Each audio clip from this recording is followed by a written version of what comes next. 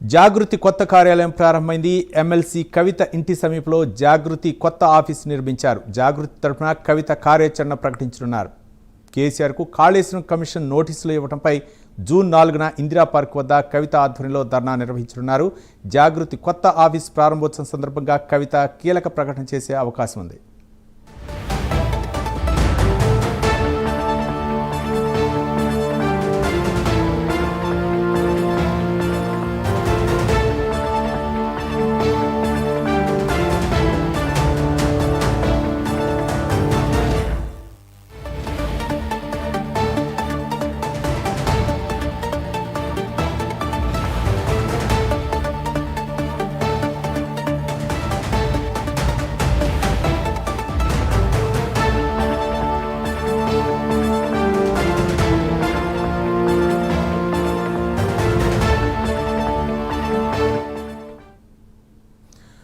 తెలంగాణ జాగృతి కొత్త కార్యాలయం ప్రారంభమైంది. ఎమ్మెల్సీ కవిత ఇంటి సమీపంలో జాగృతి కొత్త ఆఫీసు నిర్మించారు. జాగృతి తరఫున కవిత కార్యాచరణ ప్రకటించనున్నారు.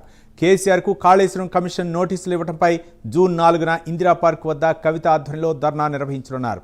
జాగృతి కొత్త ఆఫీస్ ప్రారంభోత్సవం సందర్భంగా కవిత కీలక ప్రకటన చేసే అవకాశం ఉన్నట్లు తెలుస్తోంది.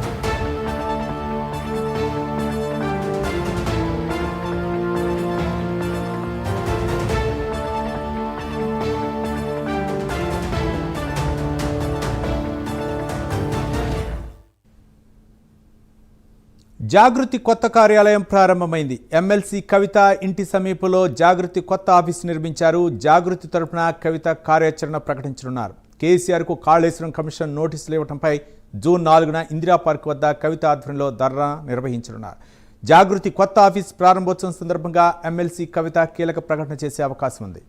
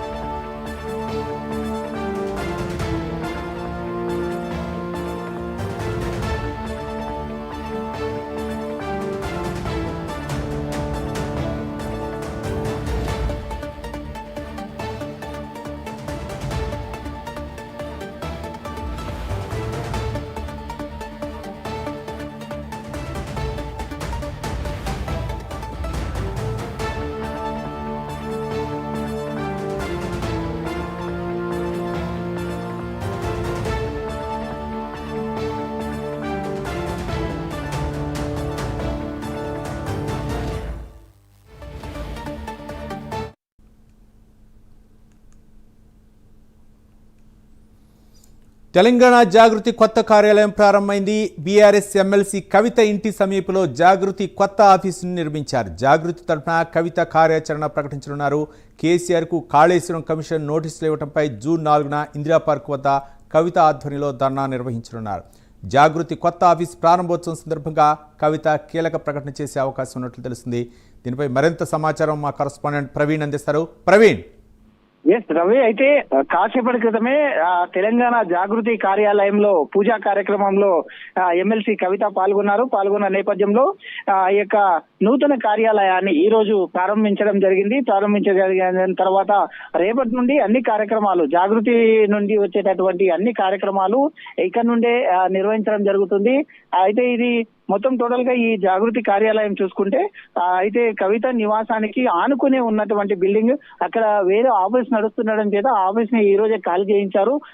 ఇది ఖాళీ చేయించి ఉటావుటిన సడన్ గా నిర్ణయం కూడా తీసుకున్నారు. నిర్ణయం తీసుకున్న తర్వాత ఈ యొక్క పూజా కార్యక్రమం, ఇప్పుడే పూజా కార్యక్రమం స్టార్ట్ కాబోతుంది. స్టార్ట్ అయిన తర్వాత పూజా కార్యక్రమం తర్వాత ఎమ్మెల్సీ కవిత గారు మీడియాను ఉద్దేశించి మాట్లాడనున్నారు. మీడియాను ఉద్దేశించి మాట్లాడుతున్న నేపథ్యంలో అయితే ఈ కాళేశ్వరం పైన వచ్చినటువంటి నోటీసుల పైన కూడా అయితే స్పందించే విధంగా అయితే తెలుస్తుంది. అదేవిధంగా 4వ తేదీన ఏదైతే ధర్నా కార్యక్రమం నిర్వహిస్తున్నారో ఇందిరా పార్క్ వద్ద ధర్నా కార్యక్రమానికి సంబంధించిన అయితే అవి కూడా చెప్పడం జరుగుతుంది.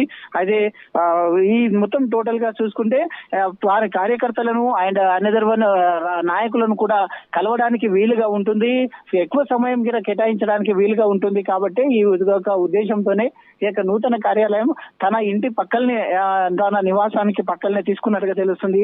అయితే మొత్తం టోటల్ గా చూసుకుంటే ఇక్కడ ఎవరు కూడా పార్టీ కార్యాలయం ఓపెనింగ్ ఈ రోజు ఉంది కాబట్టి పూజా కార్యక్రమం మొదలైంది.